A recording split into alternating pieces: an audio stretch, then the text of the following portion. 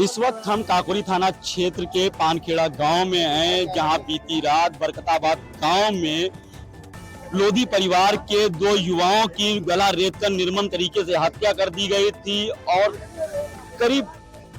20 घंटे बाद अब उनकी बॉडी पोस्टमार्टम होने के बाद इस पानखेड़ा गांव में पहुंची है। और आप सीधे तौर पर देख सकते हैं कि जो है अब परिजन उनकी बॉडी को जो है इस मोहान रोड पर रख करके प्रदर्शन कर रहे हैं और पुलिस प्रशासन से मांग कर रहे हैं कि जो अपराधी हैं और उन पर सख्त से सख्त कार्रवाई की जाए। और सीधे तौर पर ये जो तस्वीरें हैं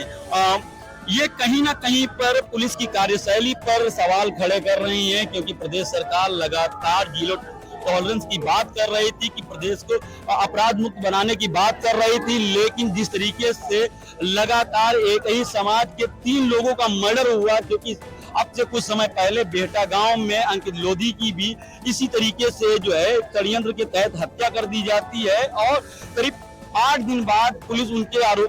उस मामले में आरोपियों को जेल भेज पाती है। और आज फिर 1 महीना भी नहीं गुजरा था कि रोहित लोधी जो कि पानखेड़ा के रहने वाले थे, वो रेलवे की जो है CVT 1 की परीक्षा को क्वालिफाई कर चुके थे और घर में खुशियों का माहौल था, क्योंकि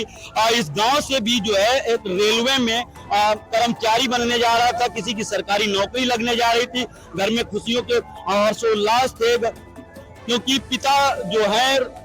रोहित के वो एक होमगार्ड हैं और उनका भी जो है मन था कि उनका बेटा पढ़ लिख करके एक अधिकारी बने और किसी जगह पे सरकारी नौकरी करे और उनके परिवार का मान सम्मान बढ़ाए। लेकिन जब ये इस तरीके की घटना होती है तो रोहित लोधी के परिवार में मानो मातम सा छा जाता है। और उसके बाद में रोहित लोधी के परिवार के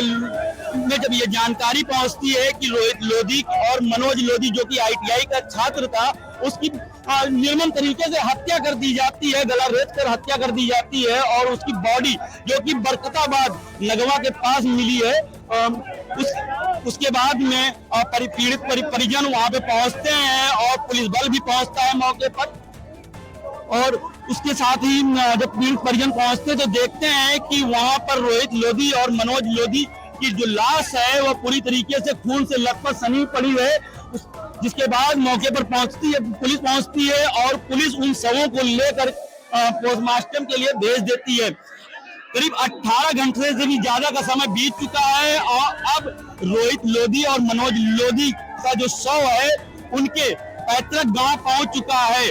और आप सीधे तौर पर ये जो तस्वीरें हैं, 2 तस्वीरें आप देख सकते हैं कि एक तरफ मनोज लोधी का शव रखा हुआ है और दूसरी तरफ रोहित लोधी का शव रखा हुआ है। और पीड़ित परिजनों में जो कोहराम मचा हुआ है,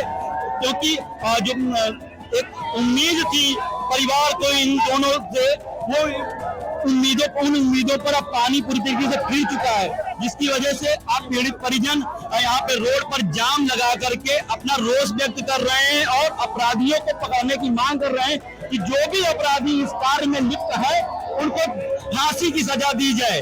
अभी हम कुछ समय पहले पीड़ित परिजनों से ही बातचीत कर रहे थे। पीड़ित परिजनों का आरोप था कि मनोज लोधी की जो शव है उनको पोस्टमार्टम के लिए भेजा गया था, लेकिन उन्हें रोहित लोधी और मनोज लोधी का जो शरीर है उन्हें नहीं दिखाया गया। और क्योंकि जिस तरीके से ये हत्या हुई उसमें साफ तौर पे पीड़ित परिजनों का कहना था कि जो रोहित लोधी है और मनोज लोधी है, इन कातिलों ने इनके गर्दन, हाथ और जो कलाई है उसको धड़ से अलग कर दिया था। और जब पुलिस वहां पर पहुंची तो पीड़ित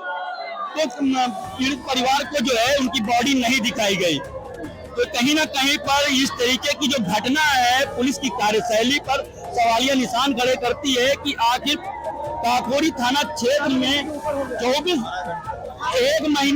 महीने से भी ज्यादा का समय है, उस 1 महीने के अंदर ही 2-2, 3-3 मर्डर हो रहे हैं, लेकिन काकोरी पुलिस अभी भी नहीं चेक पा रही है। तो ऐसे में कहीं ना कहीं पे सवालिया निशान खड़े हो रहे हैं। साथ ही साथ परिजनों का आरोप है कि जो सरकार के बड़े बड़े मंत्री हैं, समाज के जो विधायक हैं, वो भी पीड़ित परिवार से मिलने नहीं आए हैं। इन पीड़ित परिजनों का बस की एक ही मांग है कि जो पीड़ित परिवार है उसको जो है सरकार की तरफ से सुरक्षा मुहैया कराई जाए। साथ ही साथ परिवार के एक एक व्यक्ति को नौकरी दी जाए, क्योंकि